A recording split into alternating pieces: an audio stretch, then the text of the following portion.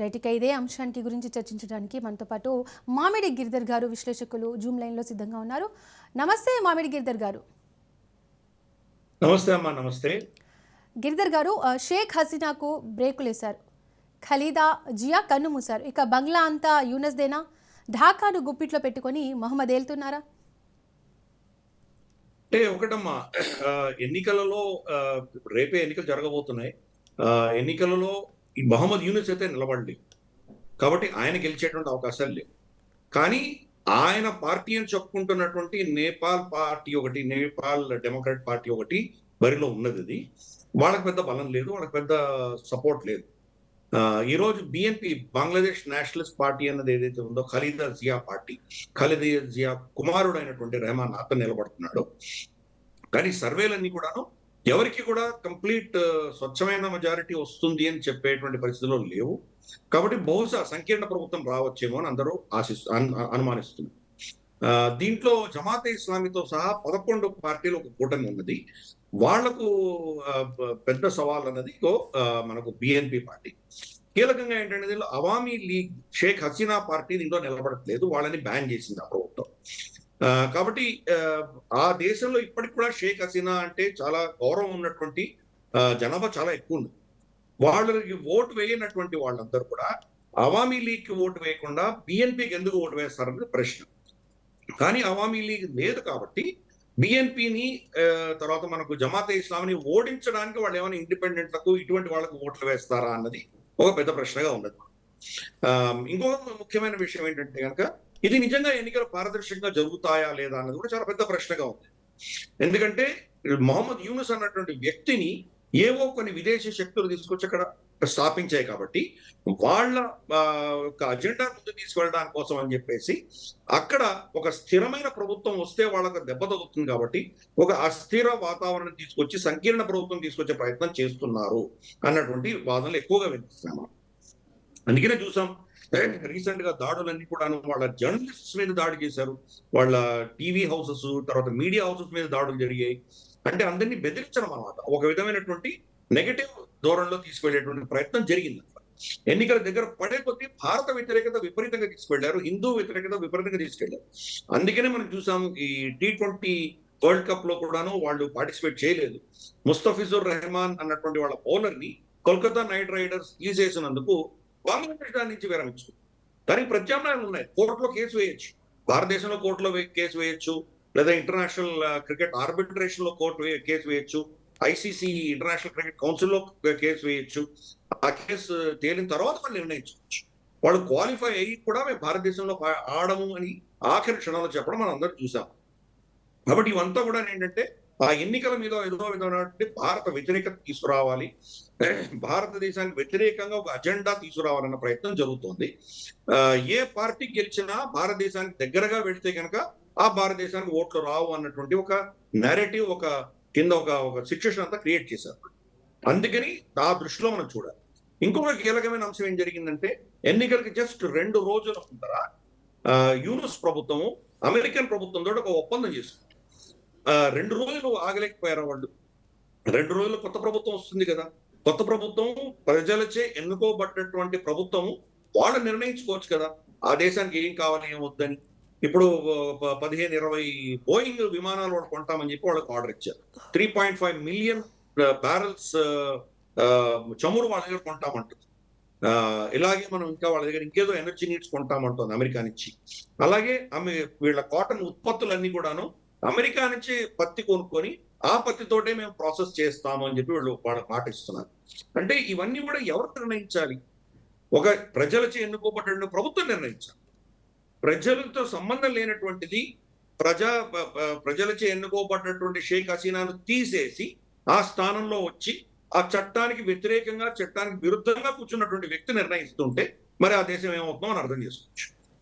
మొహమ్మద్ యూనుస్ యొక్క ఆయన పాత్ర ఏంటి, ఆయన పొజిషన్ ఏంటి?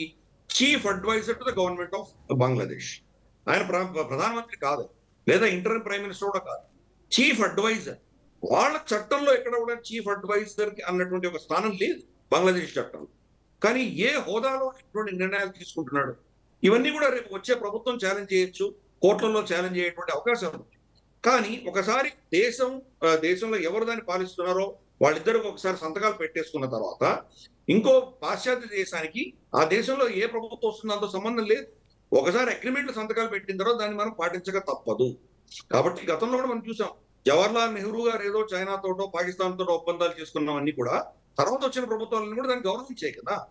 కాబట్టి అలాగే ఇక్కడ కూడా మొహమ్మద్ యూనుస్ ఈ రోజు సంతకం పెట్టిపోయినటువంటివన్నీ కూడాను రాబోయే యొక్క ప్రభుత్వం మెడలో గుదిబండగా తయారయ్యేటువంటి ప్రమాదం మనకు కనిపిస్తుంది. అటువంటి నిర్ణయాలను తీసుకుంటున్నాడు. కొన్ని secret NDA non disclosure agreements కొన్ని సంతకాలు పెట్టారు వాళ్ళు. సో అమెరికాకి ఏమేమి ఇస్తున్నారో మనకు తెలియట్లేదు. బహుశా అక్కడ Saint Martin island Sheikh Hasina చెప్పినట్లు సెంట్ మార్టిన్ ఐలాండ్ ఇచ్చారా, లేదా అమెరికన్ స్థావరాలు ఇక్కడ వచ్చి పెట్టుకోవడానికో వాళ్ళ ఇంటెలిజెన్స్ వర్గానికి సంబంధించినటువంటి రడార్స్, లిజనింగ్ పోస్ట్స్ లాంటివి ఏమైనా పెట్టుకోవడానికి పర్మిషన్ ఇచ్చారా? ఇవన్నీ కూడా పెద్ద ప్రశ్నలు. ఇంకా అగ్రిమెంట్ లో కొన్ని మనకు తెలిసినటువంటి అంశాలు ఏంటంటే స్టాండర్డ్స్, ప్రతి దేశంలో స్టాండర్డ్స్ ఉంటాయి. మనకు ఇండియన్ స్టాండర్డ్స్ ఉంటాయి, మనకు భారతీయ స్టాండర్డ్స్ ఉంటాయి, అలాగే వాళ్ళ దేశంలో కూడా స్టాండర్డ్స్ ఉంటాయి. ఈ స్టాండర్డ్స్ అన్ని కూడా అమెరికన్ స్టాండర్డ్స్ పాటించాలని చెప్పేసి ఆ ఒప్పందంలో ఉంది. చైనా అనేది చాలా కొనుగోలు చేస్తుంది బంగ్లాదేశ్ నుంచి. భారతదేశం తర్వాత సెకండ్ బిగ్గెస్ట్, రెండవ పెద్ద వాళ్ళకు ఉన్నటువంటి మైత్రి, ఒక విధమైనటువంటి ఎకనామిక్ రిలేషన్షిప్ చైనాతో. చైనా నుంచి వచ్చే వస్తువుల యొక్క స్టాండర్డ్స్ కూడా అమెరికన్ స్టాండర్డ్స్ తో అనుసంధానమై ఉంటేనే వీళ్ళు కొనుక్కోగలరు. అటువంటి ఒక వాళ్ళ మీద ఇంపోజ్ చేశారు. రెండవది దాంట్లో చూస్తే మనకు డేటా షేరింగ్. బంగ్లాదేశ్ నుంచి ఏ డేటా వెళ్ళినా కానీ ఆ డేటా అంతా అమెరికాకి షేర్ చేస్తామని వాడు ఒప్పుకుంది. అంటే మన దేశం నుంచి కూడా డేటా అన్నది ఈశాన్య రాష్ట్రాలకు వెళ్ళడానికో లేదా ఇతరత్ర వెళ్ళడానికో సీ కేబుల్స్ ఉంటాయి, ల్యాండ్ కేబుల్స్ ఉంటాయి, వాటిలో వెళ్తూ ఉంటుంది డేటా. బంగ్లాదేశ్ లో ఎంటర్ అయిన డేటా అంతా కూడా అమెరికాకి ఇచ్చేసేటువంటి ప్రమాదం ఈ రోజు వాళ్ళ ఒప్పందంలో వాళ్ళు చేసుకున్నారు. కాబట్టి భారతదేశానికి చాలా పెద్ద మనకు ఒక పెద్ద ఇష్యూ. అది మనకు నిజంగా రాబోయే ప్రభుత్వంతో మనం చర్చించాలి. ఇది ఎలా మీరు అమెరికాకి ఎలా ఇవ్వబోతున్నారు మా డేటా అని వాళ్ళు ప్రశ్నించే పరిస్థితి మనకు కూడా ఉంది. అలాగే చైనాకు వ్యతిరేకంగా వాళ్ళు ఏం చేశారంటే ఫోర్స్డ్ లేబర్, ఏదో విధంగా బలవంతంగా వీళ్ళని పని చేయించి ఆ బలవంతపు పనితోటి తయారైనటువంటి పత్తి, దానిని వాడుకోవడానికి వీలు లేదు, పత్తే కాదు ఏ వస్తువు కూడా వాడడానికి వీలు లేదు అని ఒక కండిషన్ పెట్టారు. అది చైనా పేరు చెప్పలేదు కానీ డైరెక్ట్ గా చైనాకు వర్తిస్తుంది. చైనాలో ఉన్నటువంటి షింజియాంగ్ ప్రావిన్స్ లో యూగర్ ముస్లిమ్స్ ఎవరైతే ఉన్నారో వాళ్ళని అదే పనిగా లేబర్ క్యాంప్స్ పంపించి వాళ్ళని చిత్రహింసలు పెట్టి వాళ్ళతో పని చేయిస్తున్నారు. షింజియాంగ్ లో కావచ్చు లేదా ఇతరత్ర దేశంలో కావచ్చు పని చేస్తున్నారు. అందుకనే చాలా కంపెనీలు, నైకీ, మనకు తర్వాత వాళ్ళ రీబాక్, ఇటువంటి చాలా కంపెనీలు అన్ని కూడాను షింజియాంగ్ నుంచి వస్తున్నటువంటి ప్రొడక్ట్స్ ని బ్యాన్ చేసింది. ఆ దేశం అమెరికా బ్యాన్ చేసింది. అదే కండిషన్ బంగ్లాదేశ్ మీద కూడా పెట్టింది.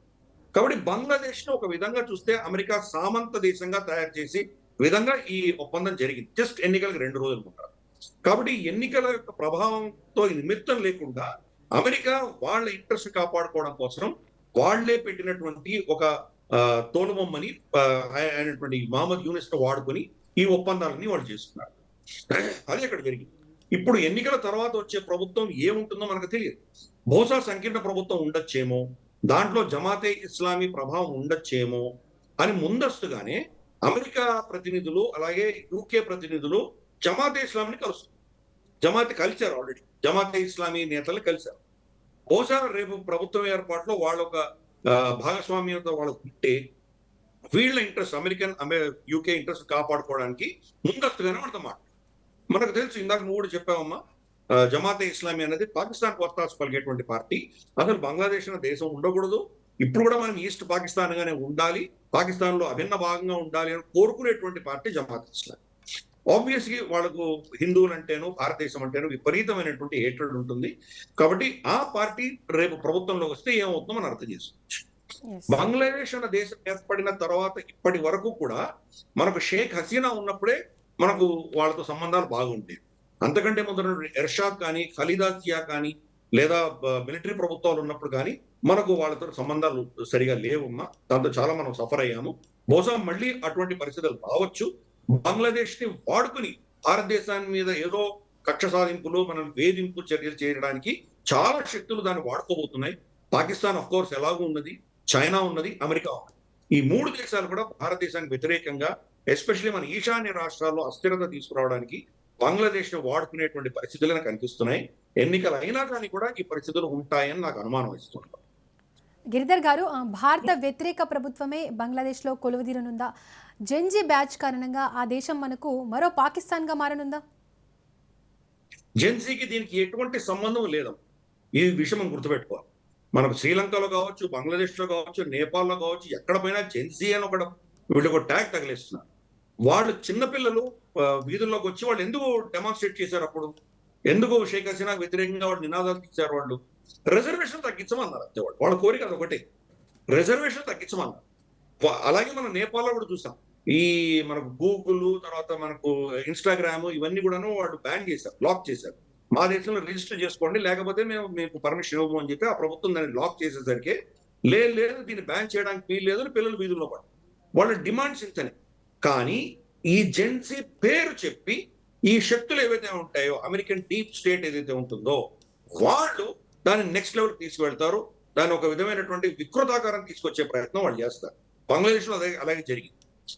షేక్ హసీనా ఇంటి మీద దాడి చేయడము, వాళ్ళ మంత్రుల మీద దాడులు చేయడం, వాళ్ళని చంపడము, కొట్టడము, తగలబెట్టడము, ఇవన్నీ జెన్సీ ఎందుకు చేస్తారు? కాలేజీలో ఉన్న పిల్లలు ఎందుకు చేస్తారు? అవన్నీ వాళ్ళకి కావాల్సిన రిజర్వేషన్ తీయమని అడిగారు, అంతకుమించి ఇంకేం లేదు. చిన్న పిల్లలు వాళ్ళు 18, 16 ఏళ్ళు, 20 ఏళ్ళు, 25 ఏళ్ళు లోపల ఉన్నటువంటి పిల్లలు.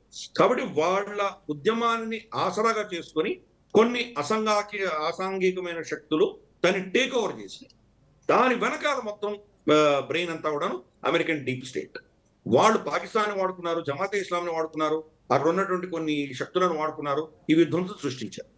ఈ రోజు మనకేం తెలుస్తోందంటే, అప్పుడు స్టూడెంట్ యూనియన్ లో, ఆ స్టూడెంట్ మూవ్మెంట్ షేక్ హసీనాని తీసేసేటువంటి ప్రయత్నం చేసినటువంటి విద్యార్థులలో కీలకమైన విద్యార్థులు బంగ్లాదేశ్ పౌరులు కూడా కాదు, డొమినికన్ రిపబ్లిక్, ఎక్కడెక్కడో వాళ్ళ పౌరసత్వం ఉంది. ఈ కొత్త ప్రభుత్వం కానీ వాళ్ళు పారిపోతారు, ఈ దేశంలో కూడా ఉండరు. అటువంటి వాళ్ళతోటి ఈ పని అంతా చేయించారు. కాబట్టి జెన్జీ అన్న పదం చాలా సునాయాసంగా అందరూ వాడుతున్నారు, చాలా తప్పది. జెన్జీకి దీనికి సంబంధం లేదు, అర్థం చేసుకోవాలి. రెండవది, అవును తప్పకుండా అక్కడ భారత వ్యతిరేక నేరేటివ్ ఒకటి చాలా విస్తృతంగా, ఉధృతంగా అక్కడ వాళ్ళు స్థాపించగలిగారు. దాంతో ఈ రోజు ఏ ప్రభుత్వం కూడా భారతదేశంతో మైత్రి పెట్టుకుంటాము అని చెప్పలేనటువంటి పరిస్థితి, చెప్తే ఓట్లు రావేమో అన్నటువంటి పరిస్థితి. ఆ నేరేటివ్ ని పాకిస్తాన్ చాలా సక్సెస్ఫుల్ గా బిల్డ్ చేసింది గత సంవత్సరంగా. కాబట్టి ఏ పార్టీ వచ్చినా భారతదేశంతో మేము మైత్రి పెట్టుకుంటామని ఓపెన్ గా చెప్పి ఎన్నికలు గెలిచేటువంటి పరిస్థితి లేకుండా చేసింది పాకిస్తాన్.